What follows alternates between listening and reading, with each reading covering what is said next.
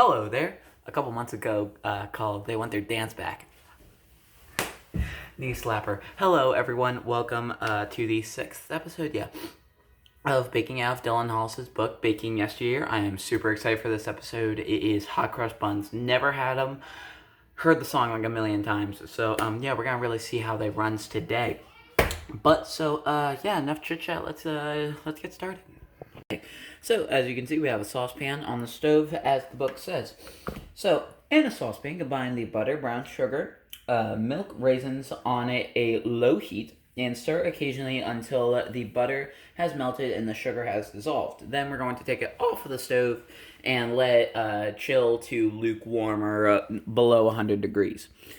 So we're going to start out with our butter. This is a quarter cup of softened butter, or quarter cup, so 1 stick. Come out. There we go. Yeah, close enough. Okay. Now that we added our butter, now we add a 3/4 of a cup of dark packed brown sugar. And I forgot measuring utensils again, so I'll be right back. Every episode, not on purpose either. Okay, so brown sugar, and then it was 1/3 of a cup. Yep. Remember, packed brown sugar is just pushing it up against the side, and boom, 1/3 of a cup of packed brown sugar. Now, along with that, we will add our 1 cup of whole milk. We got a farm down the road that is, I shouldn't say down the road, it's like the next county over. But, that has Jersey A2A2 grass-fed, like the fancy milk, so this stuff is delicious. And we're going to add that into here. And this is 1 cup. I'm using a 1/2 cup, that's why I added 2. And now the milk and a 1.5 cups of raisins. So, we'll just use this. Perfect. And you can use whatever dried fruit. We're actually using dried cherries since I couldn't find the raisins. I kind of like dried cherries a little more than than raisins, honestly, if I'm being honest. Okay, we now have all the ingredients in a pot. So we're going to turn on the stove on a low heat. And now we're going to mix it until everything is nice and dissolved, until we have no more granules of sugar, and once the butter is melted. The mixture is now cooled, so we are now going to add 4.5 teaspoons of active dry yeast. And I'm sure you could break this down and put it into a tablespoon or whatever. I don't know how to do this conversion, so I'm just doing it as is. But so we're adding that to our raisin butter liquid, which has cooled to just below 100 degrees, which is perfect. So then, do that, and now stir it in, and then we'll let it sit for 5 minutes, and let this all dissolve. Okay, so, sorry, I kind of forgot that I was filming a video, so, in the bowl of a stand mixer, I have 3.5 cups of flour, 1 teaspoon of salt, allspice, and cinnamon, and then I just got that mixed together. So now we're going to turn the mixer onto a medium speed. It's a little fast. There we go.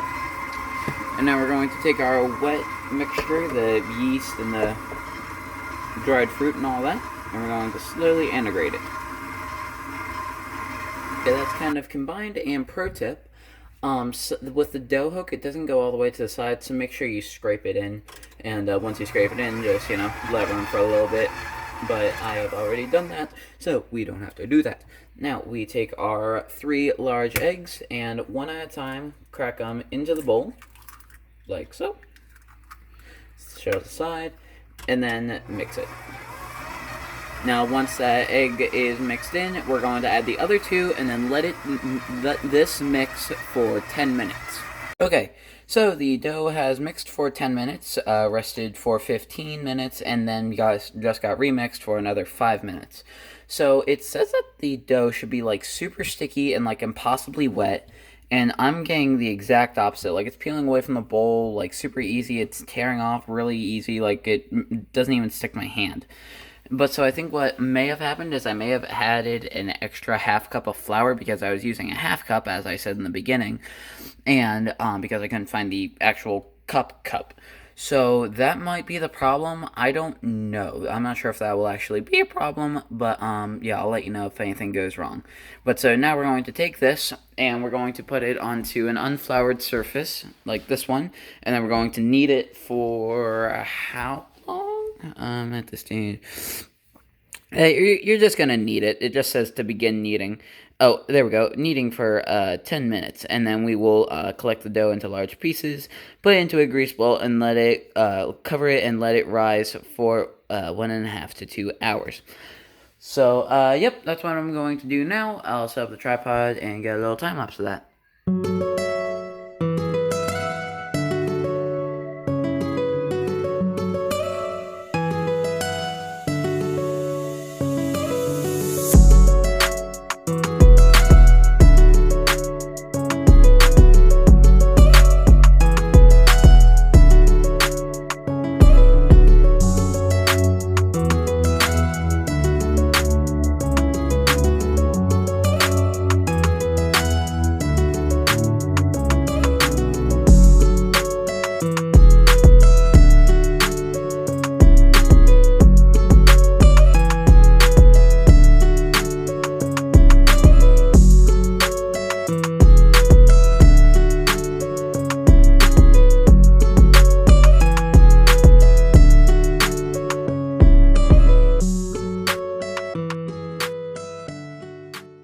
Okay, here we are to our surface, and it says to make sure that it is unfloured, no flour. So we're going to take the dough, put it on the pot, there we go, and we're going to kind of flatten it out, just a little bit, make it square, I don't know. And now we're going to cut it into 12 equal pieces. So we kind of got this thing. You could also use one of these. I might try this. Honestly, this might work a little better. Or that might work a little better. We'll give it a shot. But so, you guys gonna I guess down like this. I really didn't think this through at all, so I probably should have. But so, yeah, I'm going to get these, and yeah, I'll let you know how that goes. Okay, these are now in 12 fairly even pieces. Maybe a little uneven, but that don't matter. So we're now going to take our pieces and separate like so. And now what you're going to do, you're going to take them like so, and kind of make a ball in your hands, and then on your counter, roll it around in a cupped hand in a circular motion like so. You should end up with an ununiform ball, something kind of like this. So put that off to the side and do that with the rest of them. So we got the Buns proofing above the stove. This is how we've been raising literally everything. We got some sourdough there.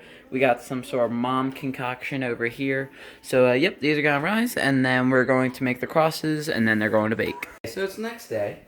As you can see, our buns are in the pan, and they've expanded, and they've kind of, all gotten together. So they were all nice and puffy.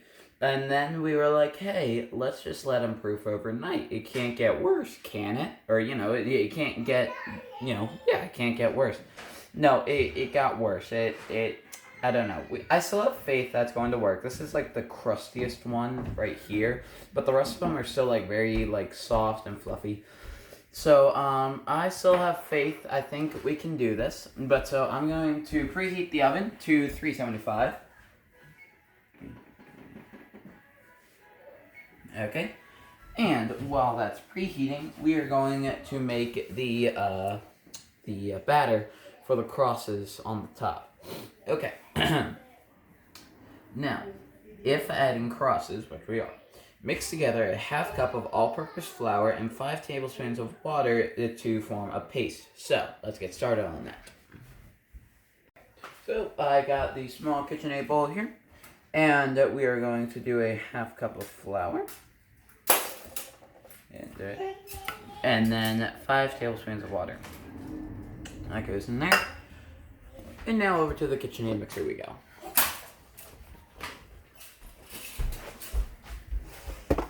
And voila, we are here. Okay, pop that into the mixer. Grab a whisk. Obviously, we're using the small whisk. Raise the bowl and turn it on. Now we're going to mix this until it's all combined. So, drop the bowl, take the bowl out, and as you can see, we have a nice paste. Wait, there we go. Okay, now back over doth hence yonder. And boom. Okay. Now, with said paste, add to a piping bag, and then put thin lines down, and then proof the dough. Wait, what? Hold on. I need to read this real quick. Okay, so I swore that we had a piping bag. I know that we did, or we did.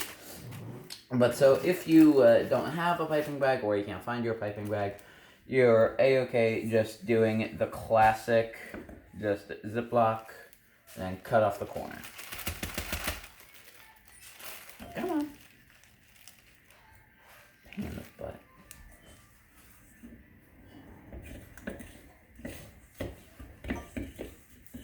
There we go. Now, just take your bag and oof, it's kind of a mess. Hold on, I need to grab a towel. Towel acquired. Anywho, where were we? Yes. Close off the bag and then push all of your material down to the bottom. Now, you remove the book. Snip a small little hole in the side. Perfect. Make sure you don't lose this in like any batter or whatever.